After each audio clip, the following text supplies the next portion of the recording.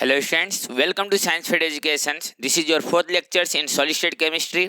हम लोगों ने ये देख लिया था कि किस तरह से इन्फिनाइट नंबर ऑफ अगर हमारे पास ज्योमेट्री मौजूद है किसी स्पेस लैटिस में, तो किसे हमें यूनिट सेल कंसिडर करना है और किसे हमें यूनिट सेल कंसिडर नहीं करना है।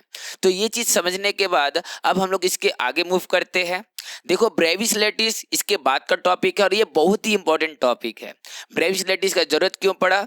क्योंकि ब्रेविस नाम की एक साइंटिस्ट ने ये देखा कि नेचुरली जितना भी स्पेस लैटिस है उसे हम 14 क्लास में डिवाइड कर सकते हैं on the basis of their symmetry criteria.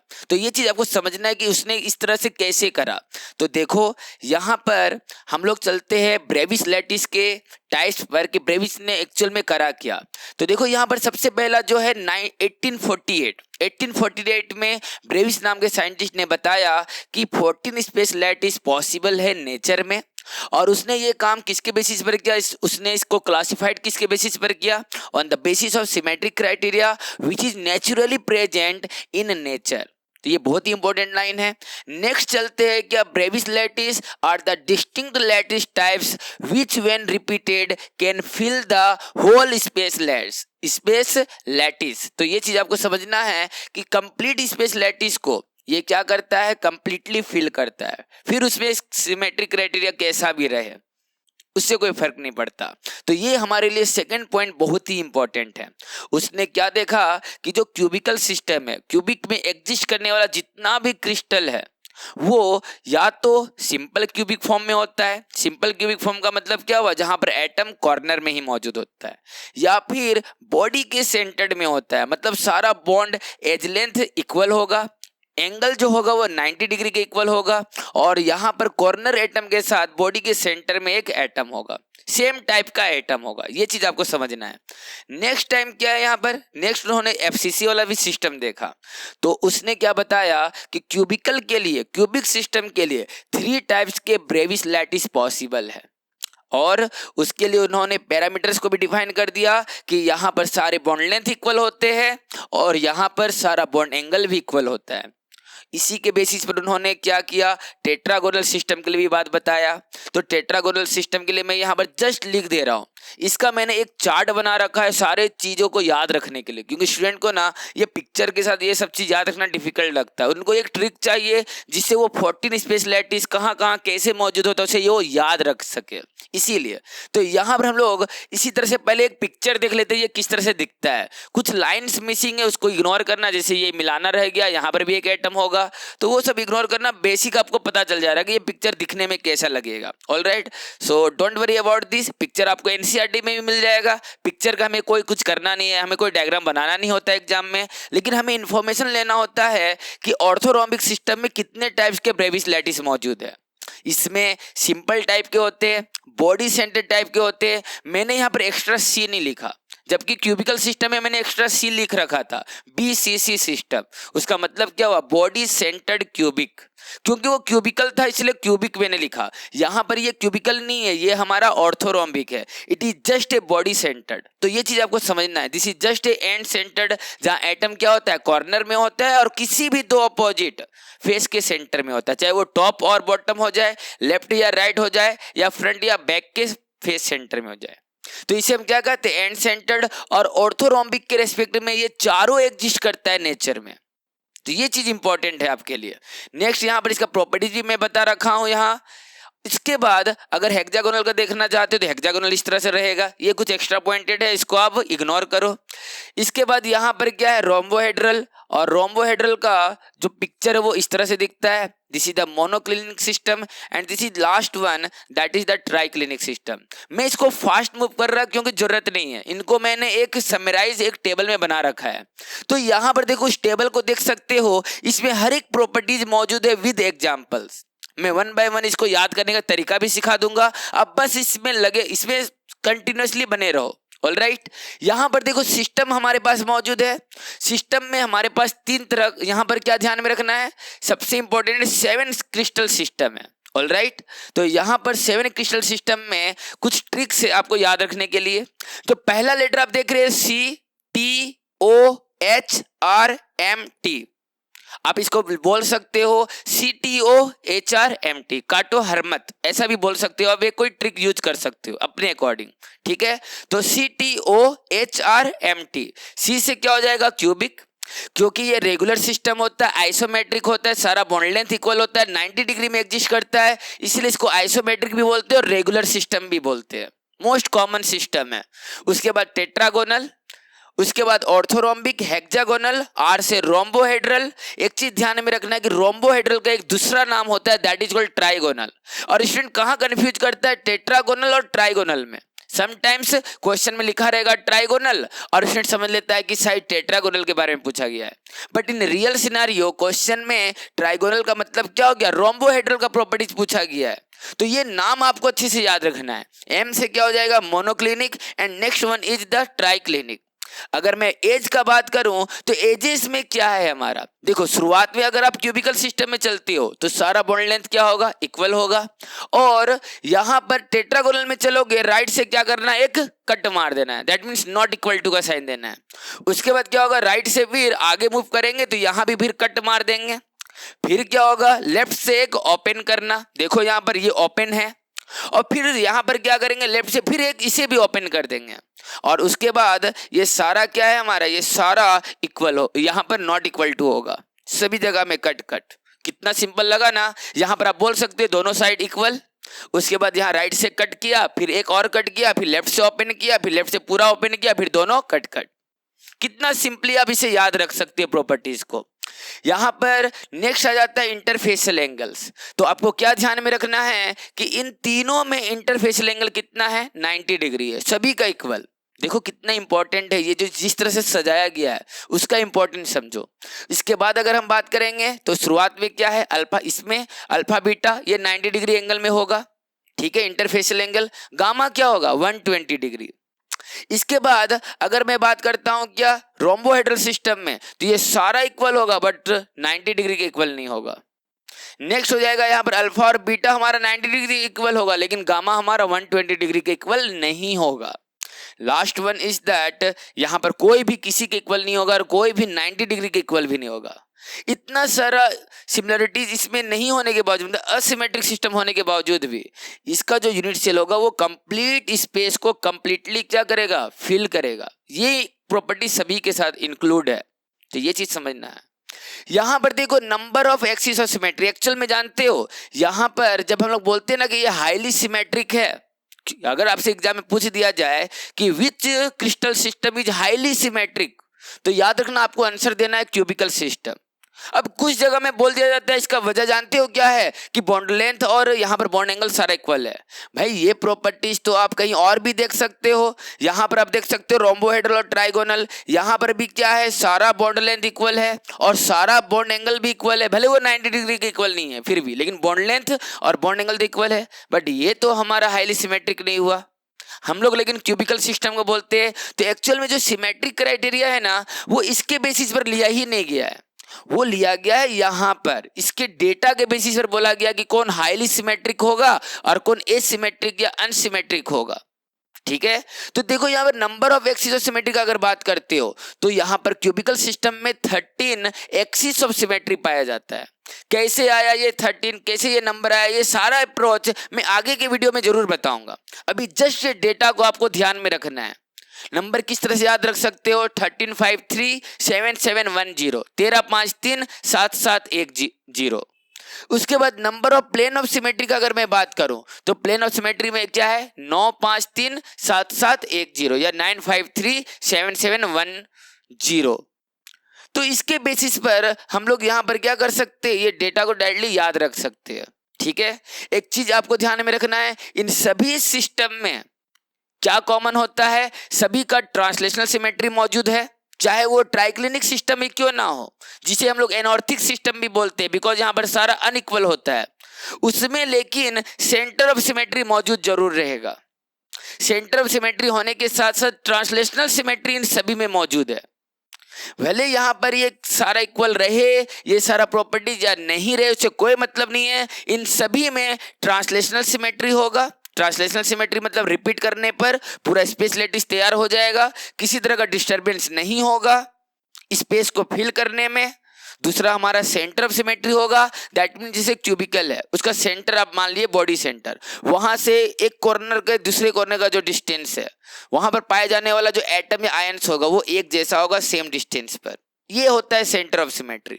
तो इन सभी में सेंटर ऑफ सिमेट्री और क्या होगा, translational symmetry must be present सभी में। नेक्स्ट यहाँ पर ब्रेविस लैटिस क्या है, तो ब्रेविस लैटिस में यहाँ पर हम लोगों ने पहले देखा था कि इसके लिए हमारे पास क्या होता है, सिंपल क्यूबिक जिसे हम लोग प्रिमिटिव भी बोलते हैं, body centred cubic and face centred cubic. दूसरे में हमारे पास क्या होगा, सिर्फ सिंपल जिसे हम प्रिमिटिव बोल सकते हैं जब एटम सिर्फ कॉर्नर में होता है, या body centred, simple, body centred, face centred and and centred. आपको एग्जाम में पूछा जा सकता है कि सबसे ज्यादा ब्रेविस लैटिस पाए जाने वाला कौन सा क्रिस्टल सिस्टम है, आपको सिंपली आंसर देना है ऑर्थोरोम्बिक। क्यों भाई, क्योंकि इसमें 4 ब्रेविस लैटिस पाया जाता है, ठीक है। मोस्ट सिमेट्रिकल कौन है, क्यूबिकल। मोस्ट एसिमेट्रिकल कौन है, ट्राइक्लिनिक, बिकॉज इसमें क्या है, 0 एक्सिस ऑफ सिमेट्री है और 0 प्लेन ऑफ सिमेट्री है, इसीलिए। नेक्स्ट यहां पर बोलेंगे सिंपल, यहां पर नेक्स्ट हो जाएगा सिंपल, यहां पर लास्ट में वापस से रिपीट होगा simple and and centred, and last one is that it has only simple, it exist only in simple form, that means atom, molecules और आयंस एग्जिस्ट और present only at the corners. Alright, examples भी आप ध्यान में रख सकते हो, जैसे कि यहाँ पर इसके लिए कुछ एग्जाम्पल है। यहाँ पर ट्राइक्लिनिक वाला एग्जाम्पल ध्यान में रखना, copper sulphate and K2Cr2O7, that is the most important example which exist in triclinic system. Alright, next हम लोग ये चीज करने के बाद कुछ पॉइंट मैंने जो भी बताया उसके बेसिस पर मैं बता रखा हूं। The classification of crystal is based on symmetry and not on the geometry of the unit cell. Geometry से यहाँ पर क्लासिफिकेशन नहीं किया गया है, ये सिमेट्री के बेसिस पर क्लासिफिकेशन किया गया है। नेक्स्ट पॉइंट यहाँ पर क्या बोल रहा है इसमें कि translational symmetry is always present in crystal lattice, that is even in what, triclinic crystal. Triclinic system में भी क्या होगा, हमारा ट्रांसलेशनल सिमेट्री मौजूद होगा। इंक्लूड कर लो आप यहाँ पर कि सेंटर ऑफ सिमेट्री भी होगा सभी में, यहाँ पर ये इंपॉर्टेंट पॉइंट था। नेक्स्ट अगर हम लोग चलते हैं कि आप पूछ सकते हो कि भाई एंड सेंटर्ड क्यूबिक क्यों नहीं एग्जिस्ट करता, जबकि अगर आप पीछे देखोगे तो एंड सेंटर्ड क्यूबिक किसके साथ था, ऑर्थोरोम्बिक के साथ था। ऑर्थोरोम्बिक में यहां पर देखो कि इसमें सारा कुछ मौजूद है, जबकि इसमें ब्रेविस लैटिस में एंड सेंटर्ड से क्या दुश्मनी था भाई, ये क्यों नहीं एग्जिस्ट करता। या फिर तुम पूछ सकते हो यहाँ पर सिंपल है तो बॉडी सेंटर्ड क्यों नहीं एग्जिस्ट करता। हर एक सवाल का जवाब मिल जाएगा आपको, सिर्फ मैं एक सवाल का भी जवाब दे रहा हूँ जिसको मैंने यहाँ पर क्वेश्चन फॉर्मेट में डाल रखा है कि end centred cubic is not in the Bravais list, why, what is the reason behind this, ऐसा क्यों है यहाँ पर, ये चीज समझने की कोशिश करो। तो देखो यहाँ पर हमारे पास क्या है, क्यूबिकल सिस्टम है और मैं इसको क्या कर रहा हूँ, रिपीट कर रहा हूँ इस यूनिट को। तो मैं यहाँ पर इसको क्या किया, इसको रिपीट किया और मैं इसका एंड सेंटर्ड बना रखा हूं, क्यूबिकल सिस्टम का एंड सेंटर्ड। सभी को मिलाने पर जानते हो हमें क्या मिल रहा है, आप देखो यहाँ पर बहुत ही बढ़िया डायग्राम मिला। ये क्या बन गया हमारे पास, ये जो लेंथ होगा a/√2, ये लेंथ होगा a/√2। ये जो नया जो येलो कलर का जो यूनिट हमारा बन रहा है उस पर फोकस करो, और इससे हमें क्या पता चल रहा है कि 2 बॉन्ड लेंथ इक्वल है, साथ ही साथ यहाँ पर 90 डिग्री एंगल बना रहा है। अगर 2 बॉन्ड लेंथ इक्वल है, कौन कौन सा, एक ये वाला डायगोनल, एक ये वाला डायगोनल, ये दोनों इक्वल है हमारे पास। लेकिन जो ये जो वर्टिकल में आपको दिख रहा है ये तो इक्वल नहीं है भाई, यहाँ पर ये a/√2 है, बट ये जो लेंथ है ये क्या है, ये तो a के बराबर है। इस वजह से यहाँ पर 2 बॉन्ड लेंथ इक्वल है और यहाँ पर एक इक्वल नहीं है और सभी 90 डिग्री में है। तो ये किसको रिप्रेजेंट कर दिया, ओवरऑल ये किस में कन्वर्ट हो गया, ये जो एंड सेंटर्ड क्यूबिक था वो सिंपल टेट्रागोनल एक्चुअल में बन गया।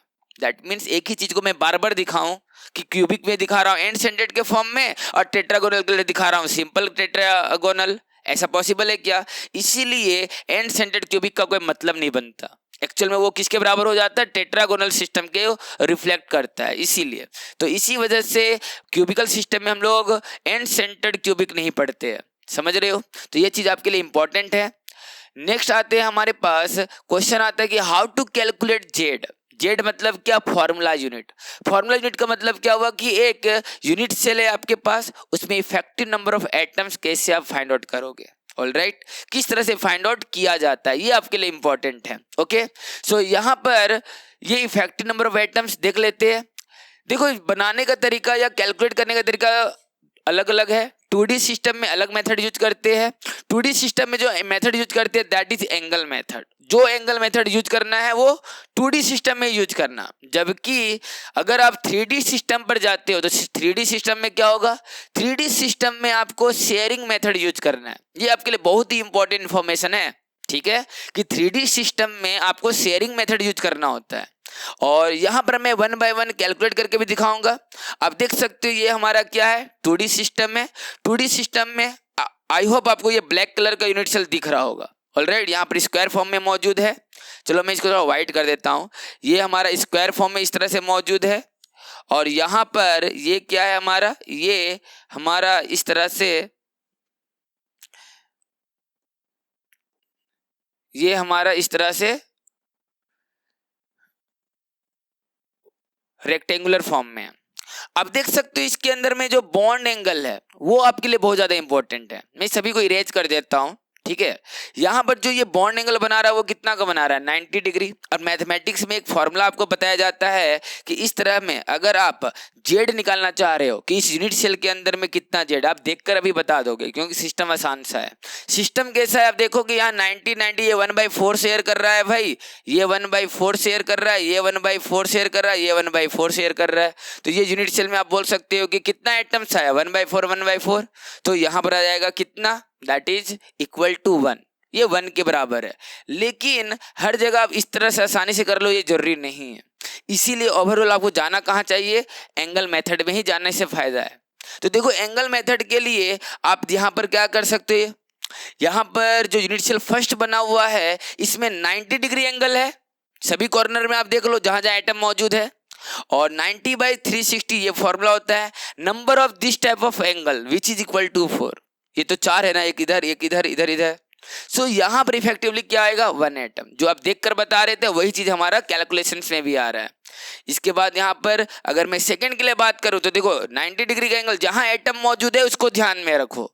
एटम यहाँ था, यहाँ एंगल कितना बना 90, यहाँ 90, नीचे 90, इस तरह से। तो 90 वाला एंगल कितना हो गया 4। यहाँ बीच में भी एटम मौजूद है तो यहाँ पर एंगल कितना बन रहा है 180 का। तो इस तरह का 2 एंगल है तो 2 × 180/360 and you will get the 2 atoms. Of course आप देख के भी यहाँ पर बता सकते हो, एंगल मेथड इतना कैलकुलेशन करने का जरूरत नहीं है, लेकिन कभी कभी जरूरत पड़ जाता है। इसीलिए हम लोग यहाँ पर पूरे फॉर्मूले के साथ एक मेथड्स तरीके के साथ आगे बढ़ रहे हैं। ओके, जैसे कि ये सिस्टम है, अब यहाँ पर आपको जरूरत पड़ सकता है, ये चीज समझो। यहाँ पर ये क्या है, एक तरह का 2D सिस्टम ही है जिसको हम लोग हेक्सागोनल 2D फॉर्म बोलते हैं। अब यहाँ पर देखो ये तो हमारा यूनिट सेल नहीं है, इस तरह से होता नहीं है ट्रायंगुलर फॉर्म में, ठीक है ना। बट फिर भी जस्ट मुझे क्या करना है, यहाँ पर जेड कैलकुलेट करना है। यहाँ पर क्या है, यहाँ पर अगर आप जेड कैलकुलेट कर रहे हो तो जेड कैसे कैलकुलेट करोगे, ऐसे आप पहले खुद से ट्राई करो, वीडियो को पॉज करो और उसके बाद खुद से ट्राई करो और देखो कि मेरे इक्वल आ रहा है या नहीं। इसमें देखो 120 डिग्री का एंगल बनेगा और 120 डिग्री का एंगल यहाँ पर बन रहा है तो यहाँ पर 120 करो अपॉन में 360। इस तरह का कितना एंगल यहाँ पर है, 6 एंगल है, यहाँ पर 6 कर दो। और एक चीज देखो कि अंदर में कंप्लीट एक एटम मौजूद है, मतलब 360 डिग्री का एंगल बना रहा है, ऐसे ही बोल सकते हो। या फिर आप डायरेक्टली 1 ही जोड़ दो ना, उतना क्या कैलकुलेशन करना। तो यहाँ हो जाएगा 0 से 0 कैंसिल, यहाँ पर 12 3 जा और यहाँ पर 3 2 जा, टोटल एटम कितना आया 3। आप इस तरह से कर सकते हो। उसी तरह से यहाँ का निकालना, यहाँ पर 60 डिग्री के रेस्पेक्ट में तो 60/360 इंटू में number of that type of angle is 3। तो यहाँ पर कितने में ये कट रहा है, तो यह हो गया 6। दैट मीन्स ये हो गया हमारे पास 1/2, 0.5 एटम आ रहा है। तो इस जगह में देखो ये एंगल मेथड का इंपॉर्टेंस कितना है।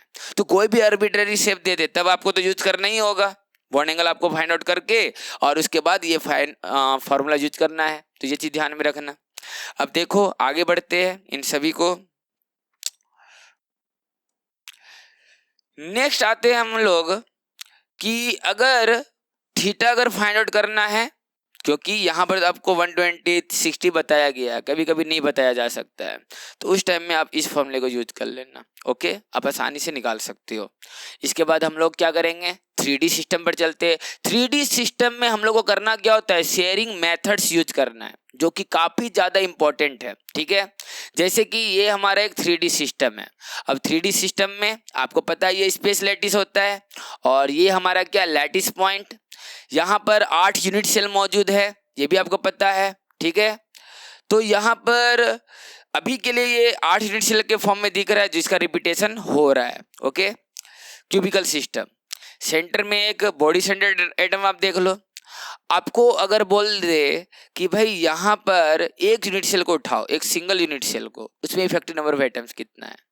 अब सिंपली देखो, ये जो ग्रीन वाला एटम है ना, इसको आप देखोगे ये कितने क्यूबिक सिस्टम से शेयर्ड हो रहा है।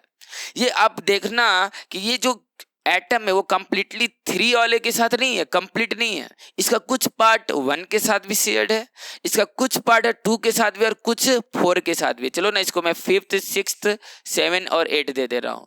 कुछ इसका पार्ट उधर भी शेयर्ड है, सबके साथ शेयर्ड है ना। ये जो एटम आप देख रहे हो ग्रीन कलर का, ये सभी के साथ शेयर्ड है, नीचे के 4 क्यूबिक के साथ और ऊपर के 4 क्यूबिक के साथ। अब रूम में ही देख लो ना, अगर एक रूम का कॉर्नर उठा लो तो ये रूम, उसके बगल वाला रूम, ठीक है, और उसके आगे अगर मैं उसी कॉर्नर के रेस्पेक्ट इधर एक रूम बना दूं और इस रूम के लेफ्ट में एक रूम बना दूं, तो चारों रूम से वो कॉर्नर शेयर होगा। और उसके ऊपर 4 और रूम बना दूं तो वो कॉर्नर उस ऊपर वाले 4 रूम के साथ भी शेयर होगा। तो इफेक्टिवली वो कॉर्नर जो होगा, अगर वहां पर एक बॉल लगा हुआ है तो वो कॉर्नर में वो जो बॉल का पार्ट है वो एक रूम में कितना आ रहा होगा? Of course 8 × 1/8। एक सिंगल यूनिट सेल में हमारा उसका जो शेयरिंग हो रहा होगा उस बॉल का, वो 1/8 ही हो रहा होगा, क्योंकि वो 8 यूनिट सेल के साथ शेयर्ड हो रहा है। तो ये चीज आपको समझना है, ये बहुत ही इंपॉर्टेंट है। चलो यहां पर भी आप समझ लोगे। यहां पर हमारे पास मैंने लैंग्वेज टू लैंग्वेज लिख रखा है, here 1 green atom shared by 8 unit cell. So that is why यहां पर मैं बोल सकता हूं only 1/8 contribution will be for 1 unit cell. And यहां पर इसी तरह से मैंने सारे ग्रीन एटम में इसको कन्वर्ट कर दिया। अब यहां पर क्या है, यहां पर इफेक्टिव नंबर ऑफ एटम्स, अगर मैं एक सिंगल यूनिट सेल का बात करूं जो ग्रीन से बना हुआ है, ऑलराइट, वो कितना हो जाएगा? ये सिंपल यूनिट सेल के लिए मैं बात कर रहा हूं, जो सिंपल यूनिट सेल है जहां पर एटम सिर्फ कॉर्नर में मौजूद होता है, तो उसमें क्या हो जाएगा? Only 1 atom. और ये बात मैंने तभी भी बोला था जब मैं समझा रहा था, यहां पर प्रिमिटिव और नॉन प्रिमिटिव में डिफरेंशिएट करवा रहा था, तो भी मैंने बोला था कि भाई क्यूबिकल में 8 एटम कॉर्नर में तो दिखते हैं, बट इफेक्टिवली वो कितना होता है? 1 ही होता है। तो ये है इसका कारण, ये चीज समझ लो आप। नेक्स्ट यहां पर हम लोग बात करेंगे, अगर आपके पास क्या है, फेस सेंटर्ड है। चलो फेस सेंटर्ड है तो फेस सेंटर्ड वाला क्या होगा? एक इधर वाले से शेड होगा, एक राइट वाले के साथ शेड होगा। तो इफेक्टिव शेयरिंग कितना हुआ? हाफ। उसी तरह से अगर यहाँ पर एक फेस सेंटर्ड एटम होता तो उसका भी हाफ होता। तो इसके लिए भी मैंने यहाँ पर कर रखा है कि here 1 green atom shared by 2 unit cell and only half contribution will be for 1 unit cell. So यहाँ पर क्या हो जाएगा? एफसीसी लैटिस के लिए अगर आप कैलकुलेट करना चाहते हो नंबर ऑफ एटम्स, तो आपको कहाँ जाना होगा? इस फॉर्मूले में जाना होगा। 8 कॉर्नर के लिए तो 8 × 1/8। देखो यहाँ पर एक चीज ध्यान में रखना है, मैंने भले ही कलर अलग अलग दिखा रखे हैं, लेकिन एफसीसी सिस्टम ये तभी कहलाएगा जब कॉर्नर का एटम और फेस सेंटर का एटम एक जैसा होगा। ऐसा नहीं होना चाहिए कि ये ए टाइप का हुआ और ये बी टाइप का हुआ और आप इसको एफसीसी बोल रहे हो। नेवर, इसको हम एफसीसी नहीं बोल सकते। ये सारा एटम क्या होना चाहिए? ये सारा ए टाइप का या होना चाहिए या फिर बी टाइप का होना चाहिए, तभी हम इसको एफसीसी बोलेंगे। ऑलराइट, तो यहां पर क्या हो जाएगा? देख लो, कॉर्नर वाले का 8 × 1/8 प्लस 6 × 1/2 इक्वल टू कितना हो गया? 4 एटम्स। सिमिलरली हम लोग अब बात करते हैं किसमें? यहां पर हम लोग बात करते हैं बॉडी सेंटर्ड के लिए।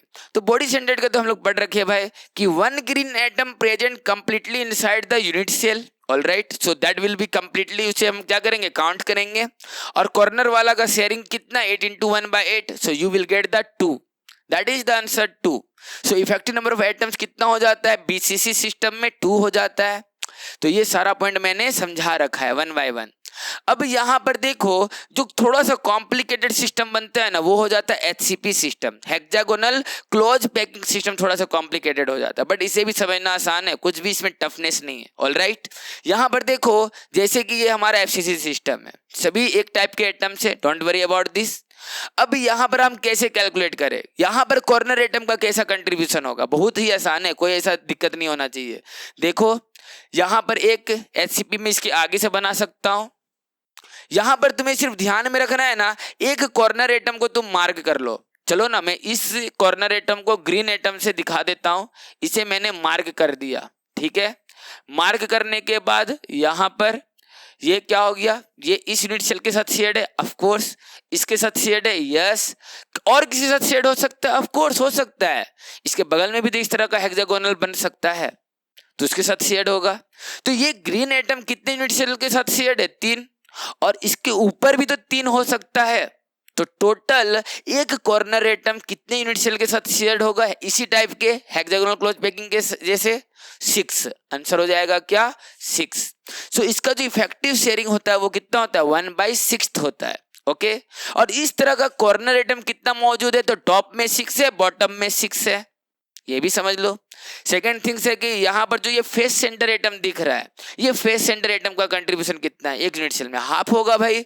एक तो इसके साथ शेयर्ड होगा, एक इसके ऊपर जो बिल्डिंग आप बनाओगे, बिल्ड करोगे जो, उसके साथ शेयर्ड होगा, तो इसका हाफ कंट्रीब्यूशन हो जाएगा। नेक्स्ट यहाँ पर जो ये 3 एटम आप देख रहे हो ना, ये कंप्लीटली इनसाइड है, वो कंप्लीटली काउंट होगा। So effective number of atoms यहां से आप निकाल सकते हो। पहले तो 12 हुआ यहाँ पर क्या, कॉर्नर एटम, और 12 इंटू 1/6, क्योंकि इसका कंट्रीब्यूशन कितना है, ओनली 1/6। 3 एटम क्या है, कंप्लीटली इनसाइड है, और 2 एटम क्या है, वो हाफ कंट्रीब्यूशन में 2 into 1/2 which is equal to 6 atom. Next यहाँ पर क्या हो जाएगा, यहाँ पर आप इतना करने के बाद ये चीज तो हो गया। आगे का टॉपिक अगर देखा जाए तो बहुत ही इंपॉर्टेंट है, that is derive relationship between edge length and radius. इसको हम लोग इस जगह में देखते हैं कि किस तरह से हम लोग radius, that means edge length और रेडियस में रिलेशन निकाल सकते हैं। भाई सिंपल है, जहां एटम टच करे वहीं से एज लेंथ और रेडियाई ऑफ द स्फीयर बोलेंगे, कब, जब 3D सिस्टम होगा, और रेडियाई ऑफ द सर्कल बोलेंगे कब, जब वो 2D सिस्टम होगा, उसमें रिलेशन निकाला जा सकता है। जहां एटम एक दूसरे से टच करे वहीं से रिलेशन निकलता है। अब इस पिक्चर से समझने की कोशिश करो, जैसे मेरे पास एक 2D सिस्टम है, ऑलराइट, और यहाँ पर अलग अलग यूनिट सेल है।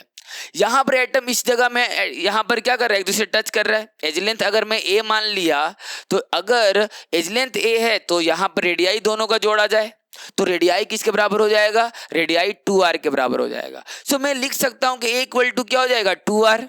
सिमिलरली अगर मैं रेक्टेंगुलर सिस्टम के लिए लिख सकता हूं क्या, कि यहां पर हमारे पास 2 तरह का एज लेंथ है, एक हुआ a इक्वल टू 2r, और अगर मैं इस एज लेंथ को b मान लूं तो b इक्वल टू क्या हो जाएगा, 4r, क्योंकि यहाँ का r, यहाँ का पूरा 2r और यहाँ का r, ये क्या हो गया, 4r। तो इसमें रिलेशन आ गया हमारे पास कि a इक्वल टू 2r है and b equal to 4r है। जहां भी मैंने रिलेशन निकाला वहां पर एटम एक दूसरे को टच कर रहा है, ये आपके लिए इंपॉर्टेंट पॉइंट है, इसको समझने की कोशिश करो। इसी तरह से मैं एक और एग्जांपल, ये इस तरह का क्वेश्चन एक बार आईआईटी में पूछा गया था, not only the relation between A and R, packing efficiency के साथ पूछा गया था, बट पैकिंग एफिशिएंसी निकालने के लिए ए और आर का रिलेशन जानना जरूरी है। यहाँ पर इस तरह का पूछा गया था कि यहाँ ए और आर में रिलेशन किस तरह से निकाला जाए। तो यहाँ पर सिंपल है, कुछ भी नहीं करना, अलोंग द डायगोनल ही एक दूसरे को ये टच कर रहा है, तो रिलेशन भी वहीं से निकलेगा। यहां पर आप a इक्वल टू 2r मत कर देना भाई, गलत हो जाएगा, क्योंकि एटम एक दूसरे को टच नहीं कर रहा, a is not equal to 2r। Atom यहां पर टच कर रहा है, उसके अकॉर्डिंग यहां पर रिलेशन निकलेगा। और जब निकालोगे रिलेशन तो यहां पर देखो, पहले तो ये तुम ये बॉडी डायगोनल निकालोगे a के टर्म में, तो a क्या आएगा यहाँ पर, a स्क्वायर 2a स्क्वायर, यहाँ पर इसको क्या लिख सकते हो, 4r। उसको मैंने क्या किया, यहाँ पर ac का जगह में 4r पुट कर दिया और r और a में रिलेशन निकाल दिया। बहुत ही सिंपल है, ठीक है। Just you have to go with the Pythagoras theorem, okay. उसके थ्रू आप r और a में रिलेशन निकाल सकते हो। अच्छा था, सिंपल था। यहाँ पर इसी तरह से कुछ और रिलेशन है, 3D सिस्टम के लिए भी है।